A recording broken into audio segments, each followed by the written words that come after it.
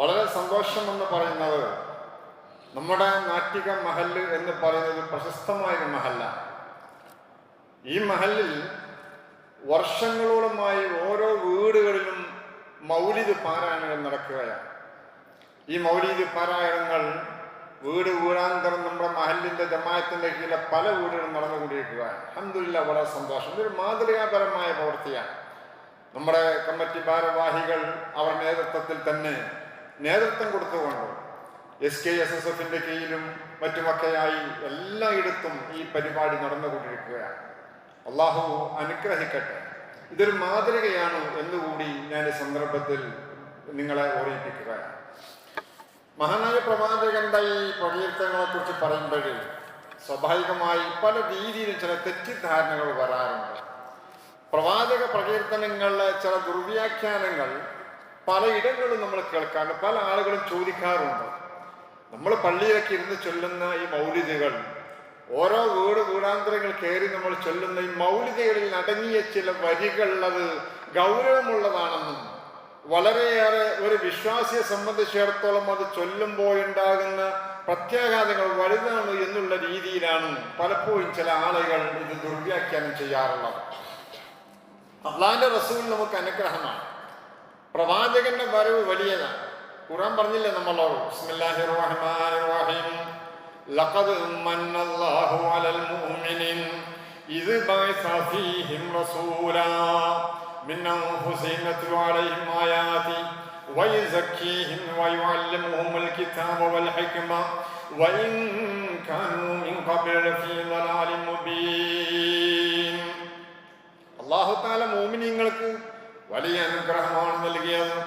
ലഖദ് മന്നല്ലാഹ്, അല്ലാഹ് വലിയ അനുഗ്രഹമാണ് ചെയ്തത് അലൽ മുഅ്മിനീൻ, മുഅ്മിനീങ്ങളായ ആളുകൾക്ക്. ഇദ് ബഅസ ഫീഹിം റസൂലൻ മിൻ അൻഫുസിഹിം, അവരിൽ നിന്ന് തന്നെ ഒരു പ്രവാചകൻ നമ്മൾക്ക് നൽകി. ആ പ്രവാചകനോ യത്ലു അലൈഹിം ആയാതിഹി, അല്ലാഹുവിന്റെ ആയത്തുകൾ ഓതി കൊടുക്കുകയാണ്. വയസക്കീഹിം, അവർ തസ്കിയ നടത്തുകയാണ്. വയുഅല്ലിമുഹുൽ കിതാബ വൽ ഹിക്മ, അവർക്ക് കിതാബും വിജ്ഞാനങ്ങളും അവർക്ക് പഠിപ്പിച്ചു കൊടുക്കുകയാണ്. വഇൻ കാനൂ മിൻ ഖബ്ല ലഫീ ളലാലിൻ മുബീൻ, മുമ്പ് വ്യക്തമായ രീതിയിലുള്ള വഴികളിലാവാം. ഇങ്ങനെയുള്ള ഒരു സമൂഹത്തെ സമുദ്ധരിച്ച് ഒരു സമൂഹത്തെ വളരെ മാതൃകാപരമായ രീതിയിൽ അവരെ തസ്കിയത്ത് നടത്തി ലോകത്ത് വലിയൊരു പരിഷ്കാരം വരുത്തിയ പുണ്യ നബി മുഹമ്മദ് മുസ്തഫ സല്ലല്ലാഹു അലൈഹി വസല്ലമ തങ്ങൾ, അങ്ങനെയുള്ളൊരു പ്രവാചകന്റെ വരവ് ഒരു അത്ഭുതമാണ്. പ്രവാചകന്റെ ജന്മം തന്നെ അത്ഭുതമാണ്. ആ സന്ദർഭങ്ങളിൽ പല വിഷയങ്ങളും ലോകത്ത് സംഭവിച്ചിട്ടുണ്ട്. അത് പറയേണ്ടത് ഖുർആനല്ല, ഒരുപക്ഷെ ഹദീസുമല്ല. ഇതൊക്കെ ഹിസ്റ്ററിയാണ്, ചരിത്രകാരന്മാരാണ് രേഖപ്പെടുത്തി വെക്കേണ്ടത്. അങ്ങനെ രേഖപ്പെടുത്തി വെച്ച പല വിഷയങ്ങളിലും കാണാവുന്നതാണ്. മഹാനായ നബി സല്ലല്ലാഹു അലൈഹി വസല്ലമ തങ്ങൾ പ്രസവിച്ച ഉടനെ ബിംബങ്ങളൊക്കെ തലകുത്തി വീണ സംഭവങ്ങൾ കാണാവുന്നതാണ്. മഹാനായ നബി സല്ലല്ലാഹു അലൈഹി വസല്ലമ തങ്ങൾ പ്രസവിക്കപ്പെടുമ്പോഴേ വഖദ് ലഹറ ലഹു മിനൽ ഫളായി, വളരെ ശ്രദ്ധിക്കേണ്ട കാര്യം, മഹാനായ പ്രവാചകന് ഇഷ്ടംപോലെ മഹത്വങ്ങളാണ് വ്യക്തമായത്. എന്താണെന്നറിയോ? മായദുല്ലു അലാ ഉലുവി മഖാമിഹി, മഹാനായ പ്രവാചകന്റെ സ്ഥാനം വലിയതാണ് എന്ന് വ്യക്തമാക്കാൻ വേണ്ടി വശറഫിഹി അലാ സായിൽ ഖൽഖ്, മറ്റുള്ള എല്ലാ സൃഷ്ടികളെക്കാളും പ്രവാചകൻ അത്യുത്തമനാണ്. മുഹമ്മദുൻ അഷ്റഫുൽ അറാബി വൽ അജമി, മുഹമ്മദുൻ ഖൈറു മൻ യംശി അലാ ഖദമി, ഏറ്റവും അത്യുത്തമനാണ് പുണ്യ നബി എന്നാണ് ഇമാം ബൂസൂരി തങ്ങളൊക്കെ നമുക്ക് പഠിപ്പിച്ചത്. വളരെ മഹത്വമുള്ളവരാണ്.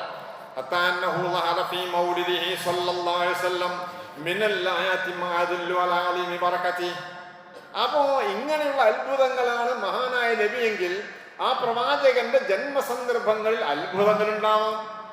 അത് പ്രവാചകൻ കാണുന്ന വിഷയമൊന്നുമല്ല, അതിന് സാക്ഷികളായ ആളുകളാണ് അത് പറയുന്നത്. അവർ പറയുന്നത് നമുക്ക് കാണാവുന്നതാണ്. നമ്മൾ സാധാരണയായി മങ്കുസ് മൗലിദ് നമ്മൾ ചൊല്ലുന്നൊരു ഭാഗമാണ്, ഓന്നൊരു ഭാഗമാണ്. റുവിയ അൻ യഹ്യ ബിൻ ഉർവ അന്ന നഫറ മിൻ ഖുറൈശ് കാനൂ ഇൻദ സനമി മിൻ അസ്നാമിഹിം ഖദ് ഇത്തഖദു ദാലിക യൗമ ഈദൻ മിൻ അയ്യാമിഹിം.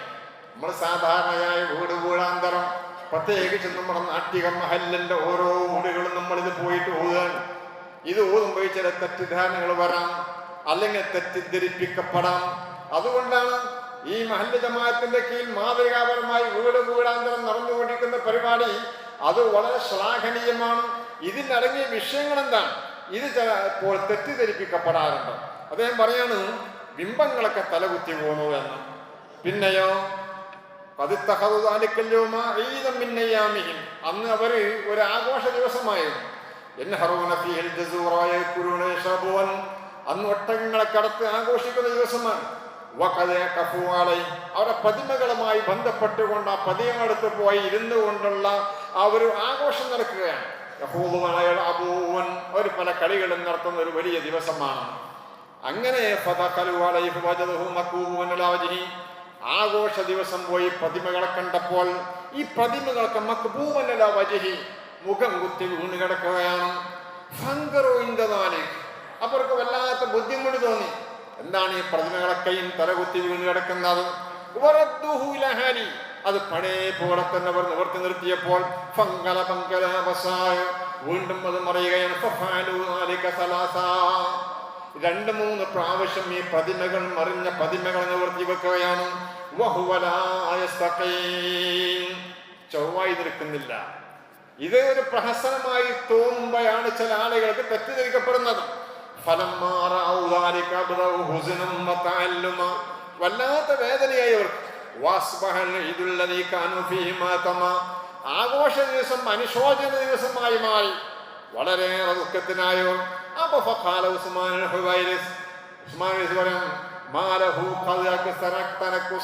എന്താ ഇതിങ്ങനെ ഈ പ്രതിമകളൊക്കെ തലകുത്തി മറിയുന്നത്? വല്ലാതെ മറിയണം. എന്തോ ഒരു സംഭവം നടന്നിട്ടുണ്ടോ ഇവിടെ? വാൻഷത എന്നിട്ട് അദ്ദേഹം പറയാൻ ഹൃദയം ഇങ്ങനെ ജ്വലിക്കുകയാണ്, തീജ്വാലകളാണ്, മനസ്സ് വല്ലാതെ വേദനിക്കുകയാണ്, മനസ്സ് കത്തുകയാണ്. ഈ ഒരു രീതിയിൽ മൂപ്പരുമാണി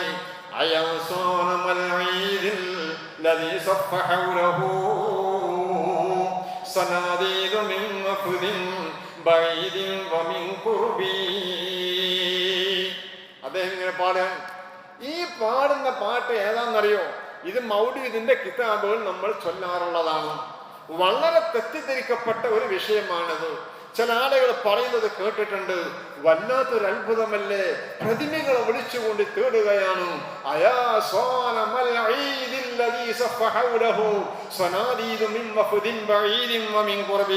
പ്രതിമകളെ, ആഘോഷത്തിന്റെ ഉത്സവം ആഘോഷിക്കുന്ന ദൈവങ്ങളെ,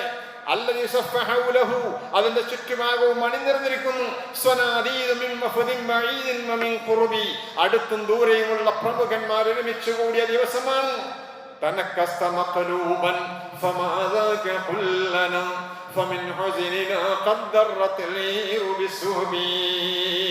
ഇതൊക്കെന്താ തലകുത്തി മറിഞ്ഞു കിടക്കുന്നത്? ഉസ്മാൻ ചൊല്ലുകയാണ്. അവിടെ നിന്നും ഈ ബൈത്ത് ചൊല്ലിയതായി ഇദ്ദേഹം എന്നിട്ട്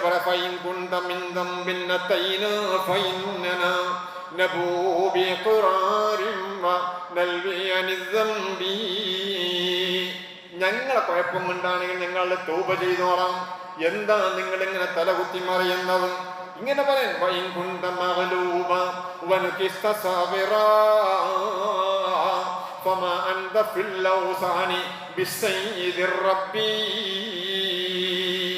ഇത് പ്രവാചകൻ വരുന്നതിന്റെ മുമ്പാണ്.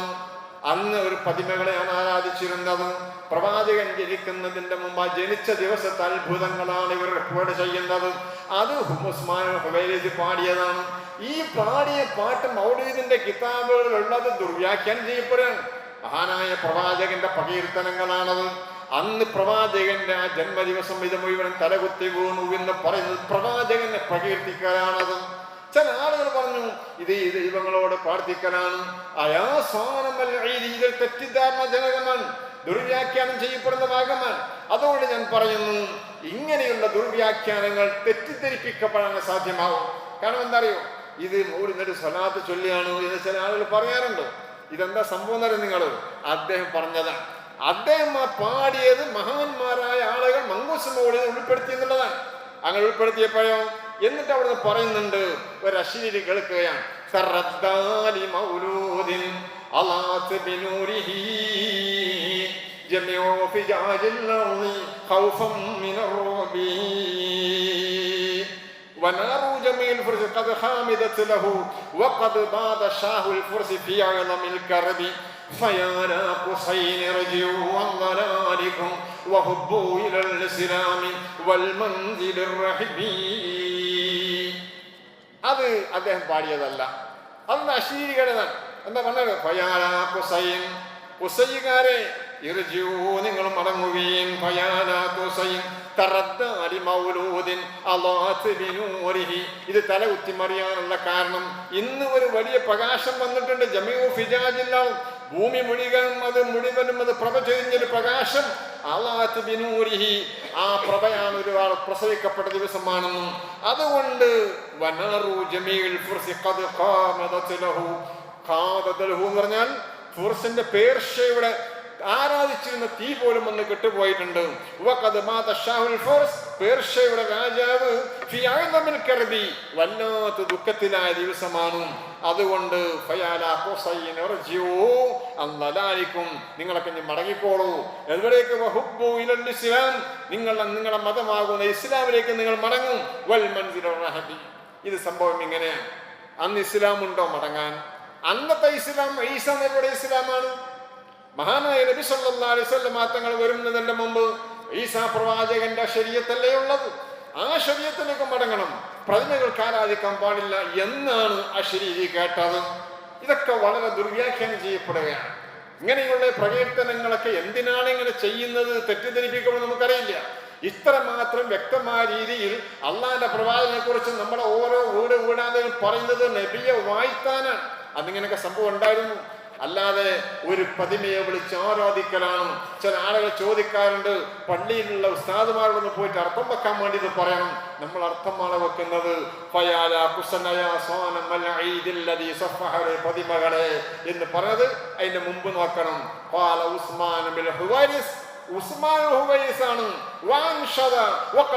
മൂപ്പര് പാടിയത് ഇത് ഉൾപ്പെടുത്തിയതാണ്. നമ്മൾ വിളിക്കണം മൂപ്പര് എങ്ങനെയൊക്കെയാണ് പാടിയെന്നുള്ളത്. അത് പറ്റുമോ? അങ്ങനെയൊക്കെ പറ്റും. ഖുർആനിൽ കണ്ടില്ലേ നമ്മൾ എന്താ?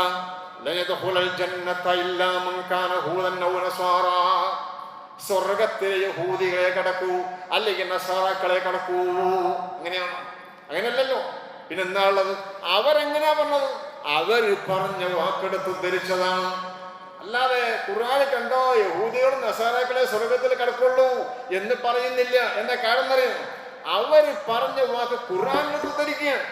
എന്നതുപോലെ ഉസ്മാൻ ഇബ്നു ഹുവൈസ് ചൊല്ലിയൊരു ബൈത്ത്, ഈ പ്രതിമകളെ വിളിച്ചുകൊണ്ട് ചൊല്ലിയൊരു ബൈത്ത് മഹാന്മാർ ഈ മങ്കൂസുമായിട്ട് ഉൾപ്പെടുത്തിയതാണ്.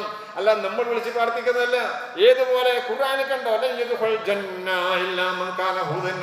പറഞ്ഞാൽ അവരെ സ്വർഗത്തിൽ കടക്കുന്നതാണോ? ഒരിക്കലുമല്ല. പിന്നെയോ അവരങ്ങനെ പറഞ്ഞു. ആ പറഞ്ഞത് ഇങ്ങനെ ഖുർആൻ എടുത്തതാണ്. തന്നെയും വല്ല മറ്റൊരു കാണാം, ഒരു പിരാന്തരം വേണ്ടിയിട്ടാണോ നമ്മൾ നമ്മുടെ ഇലാഹികളൊക്കെ അവഗണിക്കുന്നത്? എന്തായത്? അപ്പൊ ഇലാഹികൾ വേണമെന്നാണ്? അല്ല, അവര് പറഞ്ഞ വാക്ക് ഖുർആൻ എടുത്ത് ധരിച്ചതാണ്. അവരിങ്ങനെ പറഞ്ഞു എന്നുള്ളത് അല്ലാതെ ഖുർആൻ ഇങ്ങനെ പറഞ്ഞതല്ല, അവരെ വാക്കെടുത്ത് ധരിച്ചതാണ്. തന്നെയുമല്ല,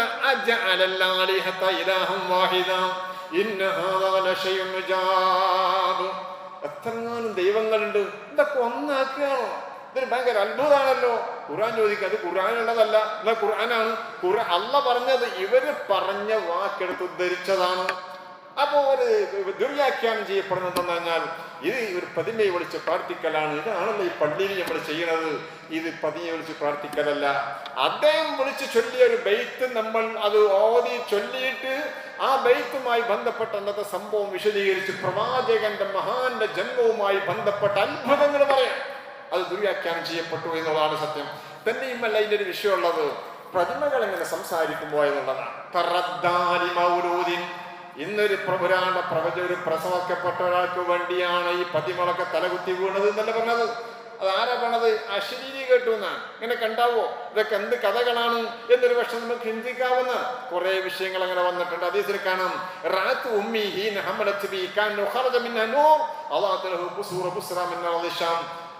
ഷാമിലെ പേർഷ്യയുടെ കൊട്ടാരങ്ങൾ അവർക്ക് പ്രകാശത്തിലൂടെ കണ്ടു. അങ്ങനെയുള്ള പ്രകാശം പ്രസവ സമയത്തുണ്ടായി എന്ന് പുണ്യ നബി സല്ലല്ലാഹു അലൈഹി വസല്ലം തങ്ങൾ എൻ്റെ ഉമ്മ പറഞ്ഞു പറഞ്ഞുകൊണ്ട് പറയാം. കുറേ അത്ഭുതങ്ങൾ ഉണ്ടായിട്ടുണ്ട്. അതിൽപ്പെട്ട അത്ഭുതങ്ങളാണ് ഇങ്ങനെയുള്ള അത്ഭുതങ്ങളൊക്കെ. മഹാന്മാരായ ആളുകൾ പറഞ്ഞ് നമുക്ക് മനസ്സിലാക്കി തരുന്നുണ്ട്. എല്ലാ ബിംബങ്ങളും പതിമകളും തലകുത്തി വീണ ആ സന്ദർഭം അത് വ്യക്തമായ ചരിത്രകാരന്മാരാകെ പ്രത്യക്ഷതാണ്. തന്നെയുമല്ല ഈ കിസ്റയും കൈസറും ഒക്കെ ഹദ്ദസന മഹ്സൂബിൻ ഹാരിൻ അദ്ദേഹം പറഞ്ഞിട്ടുണ്ട്, ലമ്മ കാലത്തിൽ ലൈലത്തുല്ലത്തി വുലിദ ഫീഹി റസൂലുള്ളാഹ് ഇർതദ സയ്യിവാന കിസ്റയുടെ കൊട്ടാരം അത് വറച്ചു. വസഖതത മിൻ 14 ശുർഫ, പിന്നെ 14 ഗോപുരങ്ങൾ തകർന്നു വീണു. വഹമദത് നാറു ഫാരിസ്, പേർഷ്യയുടെ തീ അണഞ്ഞു പോയി. വലം തഖ്മുദ് ഖബല ദാലിക ബിഅൽഫി അൽഫിഅം വാദത് ഗഹർ സാവാ തറാകം പറ്റി 1000 കൊല്ലം കത്തിച്ചു തീ അണഞ്ഞു പോയി. അപ്പൊ ഖുർആനിലുണ്ടോ ഹദീസിലുണ്ടോ? ഇതൊക്കെ ചരിത്രങ്ങളാണ്. ഇതൊക്കെ ഓരോ കാലഘട്ടങ്ങൾ സംഭവിച്ചു പോയ ചരിത്രങ്ങളാണ്. ഈ ചരിത്രങ്ങളാണ് മഹാന്മാർ പഠിപ്പിച്ചു തന്നത്. അപ്പൊ എങ്ങനെയാണ് ഈ പ്രതിമകൾ ഇങ്ങനെ സംസാരിച്ചത് എന്നല്ലേ, ഈ പ്രതിമകൾ എങ്ങനെയാണ് സംസാരിച്ചത്? ഇതും ഒരു സംശയത്തിന് വിഷയം വരുന്നതും ദുർവ്യാഖ്യാനം ചെയ്യപ്പെടുന്നതുമാണ്. ഇതൊക്കെ വളരെ നിസ്സാരമാണ്. അവിടെ നിന്ന് ഇങ്ങനെ ഈ പ്രതിമകൾ ഇങ്ങനെ പറഞ്ഞു എങ്കിൽ മങ്കൂസ് മൗലിദിന്റെ ഈ ഈരടികളിൽ ഈ മദീന്റെ അല്ലെങ്കിൽ ഈ പ്രവാചകന്റെ പ്രകീർത്തനങ്ങളിൽ ഇത് വന്നപ്പോൾ എങ്ങനെയാണ് ഇവർ പറയുന്നത് അശരീരി? അപ്പൊ ദൈവങ്ങളാണ്, ഈ കല്ലുകൾക്ക് സംസാരിക്കാനുള്ള ശേഷി എന്നല്ലേ? അപ്പൊ ദൈവങ്ങൾ സംസാരിക്കുന്നു എന്ന് വന്നില്ലേ എന്ന് ദുർവ്യാഖ്യാനം ചെയ്യപ്പെടുകയാണ്. നമ്മളത് കല്ലുകളായി കാണുന്നു, ചില ആളുകൾ അത് പ്രതിമകളായി ആരാധ്യ വസ്തുക്കളായി കാണുന്നെങ്കിൽ നമ്മളത് കല്ലുകളായി കാണാം. കല്ലുകൾക്ക് സംസാരിക്കാവുന്നതാണ്. മഹാനായ പുണ്യനബി മുഹമ്മദ് മുസ്തഫ സല്ലല്ലാഹു അലൈഹി വസല്ലം തങ്ങൾ പ്രവാചകത്വം സ്വീകരിക്കുന്നതിന് മുമ്പേ അള്ളാഹുവിന്റെ റസൂലിനെ കാണുമ്പോൾ അസ്സലാമു അലൈക്കും എന്ന് ചൊല്ലിയിരുന്നൊരു കല്ലുണ്ടായിരുന്നത്. കല്ലുകൾക്കൊക്കെ സംസാരിക്കാവുന്നതാണ്. അള്ളാഹുവിന്റെ റസൂൽ പറഞ്ഞല്ല, എന്നെ കാണുമ്പോൾ അസ്സലാമു അലൈക്കും എന്ന് പറഞ്ഞൊരു കല്ലുണ്ടായിരുന്നു. ഇതൊക്കെ ആരോടാ പറയേണ്ടത്? ഇങ്ങനെ കല്ല് സലാം പറയും, എന്താ ഈ പറയുന്നത്? ഇതൊന്നും ചിന്തിക്കേണ്ട ആവശ്യമില്ല. അള്ളാന്റെ റസൂൽ നമുക്ക് പഠിപ്പിച്ചു തന്നതാണ്. സംസാരിക്കാവുന്നതാണ്, കല്ല് സംസാരിക്കാവുന്നതാണ്. അത് കല്ലിന് അള്ളാഹു സുബ്ഹാനഹു വ തആല നൽകുന്ന ഒരു കഴിവാണത്. നമ്മളെ വാ കൊണ്ട് സംസാരിക്കാൻ പറ്റുന്നത് പോലെ ആർക്കും സംസാരിക്കാം. ഇനി ഇനി ഒരു സമയത്ത് നമ്മളെ വിരലുകളെ സംസാരിക്കുക. ഇത് സംസാരിച്ചു നോക്കിയാണ്. നമ്മുടെ മൊബൈലിൽ എന്തൊക്കെയാ സംസാരിക്കണത്, എന്തെല്ലാമാണ് പറയുന്നത്.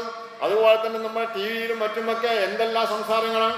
ഈ സംസാരിക്കാൻ ഇതിനൊക്കെ പറ്റുമെങ്കിൽ, ഇരുമ്പുകൾക്ക് റേഡിയോക്കൊക്കെ സംസാരിക്കാൻ പറ്റുമെങ്കിൽ, അതേപോലെയുള്ള സംസാരം ചില ആളുകൾക്കൊന്നും റേഡിയോ വന്നപ്പോൾ വിശ്വാസം ഉണ്ടായിരുന്നില്ല എന്നാ പറഞ്ഞത്. പണ്ടത്തെ ആളുകൾ ചോദിച്ചാൽ അങ്ങനെ സംസാരിക്കുക, ഇരുമ്പ് സംസാരിക്കുമോ എന്ന് ചോദിച്ചിരുന്നൊരു കാലം ഉണ്ടായിരുന്നു. പിന്നെ വിശ്വസിക്കുന്നേ വേറെ വഴിയൊന്നുമില്ലല്ലോ.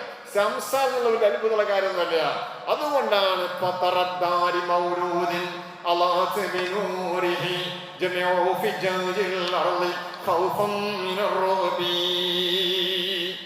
ഇത് ചെല്ലാനുള്ള കാരണം അതുകൊണ്ടാണ്. കല്ലുകളിൽ നിന്ന് അശ്ലീലി കേട്ടു എന്നുള്ളതാണ്. ഇനിയോ ഉറുമ്പ് സംസാരിച്ചില്ലേ? മഹാനായ പ്രവാചകൻ സുലൈമാൻ നബിയോട് പറഞ്ഞ സുലൈമാൻ നബിയുമായി ബന്ധപ്പെട്ട് കാണാവുന്നതാണ്.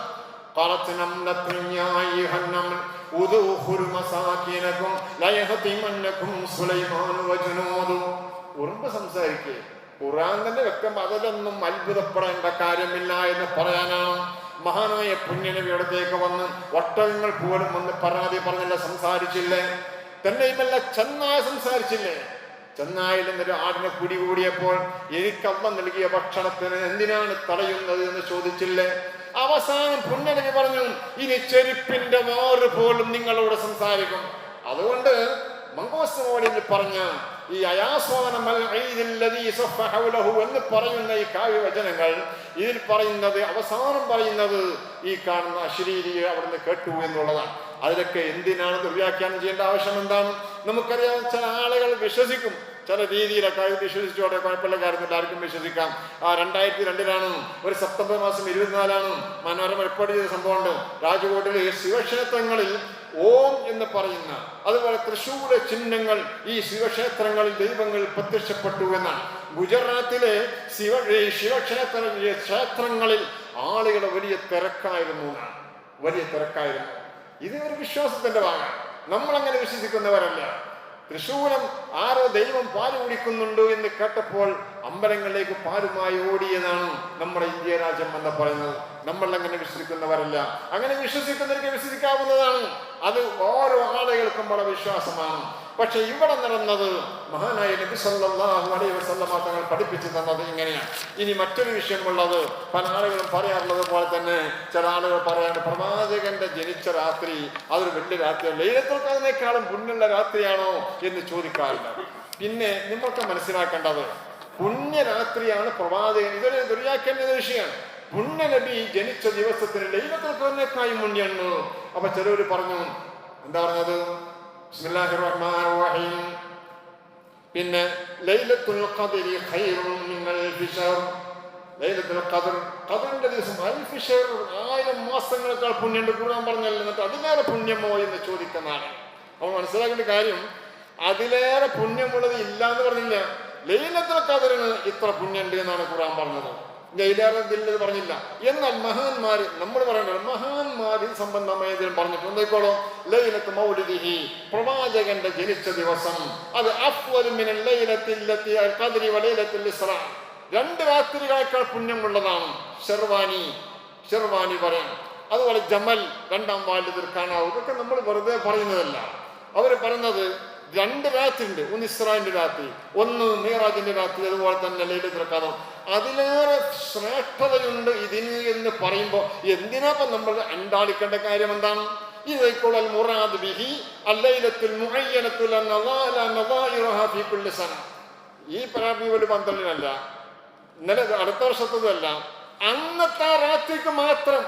ഇവിടെയാണ് വ്യക്തമാക്കേണ്ട ഒരു കാര്യം, അല്ലാഹുവിന്റെ റസൂൽ ജനിച്ച ആ ദിവസത്തെ ആ രാത്രിക്കാണ് ഈ പുണ്യമുണ്ട് എന്ന് പറഞ്ഞത്. അല്ലാതെ ഓരോ റബീഉൽ അവ്വൽ 12 ദിവസത്തിനും വലിയ പുണ്യമുണ്ട് എന്നല്ല.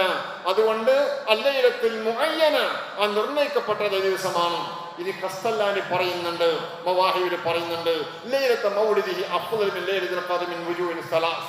3 കാര്യങ്ങളെ കൊണ്ട് ലൈലത്തുൽ ഖദ്റിനേക്കാൾ പുണ്യമുണ്ട് അല്ലാഹു റസൂലിന്റെ ജന്മത്തിന്റെ ദിവസത്തിന് എന്നും. 3 കാര്യങ്ങൾ. ഒന്നെന്താണെന്നറിയോ? ഒന്ന് ലൈലത്തുൽ മൗലിദ് ളുഹൂറുഹു വ ലൈലത്തുൽ ഖദ്ർ മുഅ്താത്തുൽ ലഹു, ഒന്ന് പ്രവാചകൻ തന്നെ ജനിച്ചു എന്നുള്ളതാണ്. ലൈലത്തുൽ ഖദ്ർ അത് ആ പ്രവാചകന് കൊടുത്തു എന്നുള്ളതാണ്. അതുകൊണ്ട് പ്രവാചകൻ വന്ന ദിവസത്തിനാണ് പുണ്യമുള്ളത് പണ്ഡിതന്മാർ പറയാം. രണ്ടാമത്തെ ഒരു വിശദീകരണം, അന്ന ലൈലത്തുൽ ഖദ്ർ ശറഫത്ത് ബിനുസൂലിൽ മലായികത്തു ഫീഹാ. ലൈലത്തുൽ ഖദ്ർ എന്താണ്? തനസ്സലുൽ മലായികത്തു വറൂഹു ഫീഹാ എന്നല്ലേ, മലക്കുകൾ ഇറങ്ങുന്നതാണ് എന്നാണ്. എന്നാലോ വലൈലത്തുൽ മൗലിദ് ശറഫത്ത് ബിളുഹൂരിഹി ഫീ സല്ലല്ലാഹു അലൈഹി വസല്ലം, ലൈലത്തുൽ മൗലിദ് അത് നബി തന്നെ വന്ന ദിവസമാണ്. ലൈലത്തുൽ ഖദ്ർ ആണെങ്കിലോ അത് മഹാനായ നബി സല്ലല്ലാഹു അലൈഹി വസല്ലം തങ്ങൾ വന്ന മലക്കുകൾ ഇറങ്ങൽ കൊണ്ട് പ്രത്യേകമായി പുണ്യമുള്ള രാത്രിയാണ്. എന്നാൽ അല്ലാഹുവിന്റെ റസൂൽ വന്ന രാത്രിക്കാണ് അതിലേറെ പുണ്യമുള്ളത്. മൂന്നാമത്തെ വ്യാഖ്യാനം അദ്ദേഹം പറയും, അല്ല ലൈലത്തുൽ ഖദ്ർ വഖഅ തഫദ്ദുൽ, അതിന്റെ ശ്രേഷ്ഠത വന്നത് എങ്ങനെയാണെന്നറിയോ? ലൈലത്തുൽ ഖദ്റിന്റെ ശ്രേഷ്ഠത വന്നത് അല ഉമ്മത്തി അത്തഫദ്ദുൽ വഖഅ തഫദ്ദുൽ അല ഉമ്മത്തിഹി, ഉമ്മത്തിങ്ങൾക്കാണ് വലിയ മഹത്വം. ഏത്? ഈ ലൈലത്തുൽ ഖദ്റുമായി ബന്ധപ്പെട്ട്. വലൈലത്തുൽ മൗലിദ് ശരീഫ് വഖഅ തഫദ്ദുൽ ഫീഹാ അല സാഇരിൽ മൗജൂദാത്ത് ഫഹുവ അല്ലദീ ബഅസ അല്ലാഹു റഹ്മത്തൻ ലിൽ ആലമീൻ. ലൈലത്തുൽ ഖദ്ർ നമുക്കുള്ളതാണ്, നമുക്ക് മാത്രമുള്ളതാണ്, മുൻഗാമികൾക്കും അതൊന്നുമില്ല. ലൈലത്തുൽ ഖദ്ർ നമുക്ക് മാത്രമുള്ളതാണ്, ഉമ്മത്തുകൾക്ക് മാത്രമുള്ളതാണ്, മറ്റാർക്കും അതില്ല. എന്നാലോ പ്രവാചകന്റെ വരവോ അത് റഹ്മത്തുൽ ലിൽ ആലമീൻ അല്ലേ, ലോകത്തിന് മുഴുവനും കാരുണ്യമല്ലേ പുണ്യനബിയുടെ വരവ്. അതുകൊണ്ട് ഈ രാത്രിക്ക് പുണ്യം ഈ പ്രസവിക്കപ്പെട്ട അതേ രാത്രിക്ക് മാത്രം, പിന്നുള്ള ദിവസങ്ങൾക്കല്ല ഇതിന് വലിയ പുണ്യമുണ്ട് എന്ന് മഹാന്മാർ ജമ്മല് പോലെയുള്ള മഹാനായ ഖസ്തല്ലാനി പോലെയുള്ള മഹാന്മാരെ രേഖപ്പെടുത്തി വെക്കുകയാണ്. ഇതും തെറ്റിദ്ധരിപ്പിക്കപ്പെട്ടതിന്റെ പേരിൽ വലിയ വിഷയമുള്ള ഖുർആൻ പറഞ്ഞതിനേക്കാളും വലിയതാണോ എന്നൊക്കെ പറയുമ്പോഴേ ഇങ്ങനെയുള്ള പണ്ഡിതന്മാർ പഠിപ്പിച്ചു തന്നതാണ് നമ്മൾ ഇങ്ങനെ പറയുന്നത്. അതുകൊണ്ട് ഞാൻ പറയുന്നു, പള്ളിയിലൊന്നും ചൊല്ലരുത് എന്ന് ചില ആളുകൾ പറയുന്നത് കേട്ടതുകൊണ്ട് ഞാൻ പറയാണ്, ഇത് ദുർവ്യാഖ്യാനമാണ്. പ്രവാചകന്റെ പ്രകീർത്തനങ്ങൾ ചൊല്ലുമ്പോൾ ആ പ്രകീർത്തനങ്ങളെ ചില ദുർവ്യാഖ്യാനങ്ങൾ ചെയ്ത് തെറ്റിദ്ധരിപ്പിക്കപ്പെടുകയാണ്. ഇത് റബീഉൽ അവ്വലിന്റെ അവസാനത്തെ ദിവസമാണ്. ഈ കാര്യം ചില വിഷയങ്ങൾ ഉള്ളത് കൊണ്ടാണ്, ചില ആളുകൾ ചോദിച്ചത് കൊണ്ടും പല സന്ദർഭങ്ങളിലും സംശയങ്ങൾ ഉള്ളത് കൊണ്ടുമാണ് ഈ കാര്യം വിശദീകരിക്കുന്നത്. അതുകൊണ്ട് ഇത് പറഞ്ഞത് ഉസ്മാൻ ബിൻ ഹുവൈരിസാണ്, അദ്ദേഹം പാടിയെടുത്ത് ഉദ്ധരിച്ചതാണ്. എന്ന ഒരു കാര്യം കൂടി ഞാൻ പറയാം, ഇവിടെ സ്വലാത്തൊക്കെ ചൊല്ലണോ ചൊല്ലണ്ടേ എന്നുള്ളൊരു വിഷയമുണ്ട്. അവിടെ പഴയ ഗ്രന്ഥങ്ങളിലൊന്നും അവിടെ സ്വലാത്തില്ല, അത് ഒരു വാക്ക് ഒരു ബൈത്തായിട്ടാണ് ഓതിപ്പോകാറാണ് സാധാരണ ഉള്ളത്. ഇപ്പൊ ചില കിതാബുകളൊക്കെ അവിടെ സലാത്ത് ചൊല്ലി എഴുതിയിട്ട് കെട്ടി കൊടുത്തിട്ടുണ്ടാവും. പക്ഷെ പഴയ എഴുത്തുകളിലൊന്നും അതില്ല. അവിടുന്ന് പോന്നാൽ പിന്നെ അതിന്റെ ബാക്കിയുള്ളത്. അത് കുറച്ചേ ഉള്ളൂ. അതും കൂടി ഒന്നിച്ച് ചൊല്ലിയിട്ടാണ് സാധാരണ പണ്ടൊക്കെ അങ്ങനെയായിരുന്നു ഉണ്ടായിരുന്നത്. ഇന്ന് അത് വേറെ ഒന്നായി സലാത്തും സലാമും ചൊല്ലിയിട്ട് ചൊല്ലുന്നവരുണ്ട്. എങ്ങനെയും ആവാം. പഴയ ഗ്രന്ഥങ്ങളിലൊന്നും അത് കാണാനില്ല എന്നുള്ളതും വിവശദ്ധേയമാണ്. അതുകൊണ്ട് ഇങ്ങനെയുള്ള പ്രവാചക പ്രകീർത്തനങ്ങളുടെ തെറ്റിദ്ധാരണകൾ, ഈ ദുർവ്യാഖ്യാനങ്ങൾ അത് ശ്രദ്ധിക്കേണ്ടതാണ്. അത് തെറ്റില്ലാത്തതാണ്. ഇങ്ങനെയാണ് മഹാന്മാരെ പഠിപ്പിച്ചത് എന്ന് മാത്രം ഈ സന്ദർഭത്തിൽ ഈ ഉണർത്തിക്കൊണ്ട് സർവശക്തനായ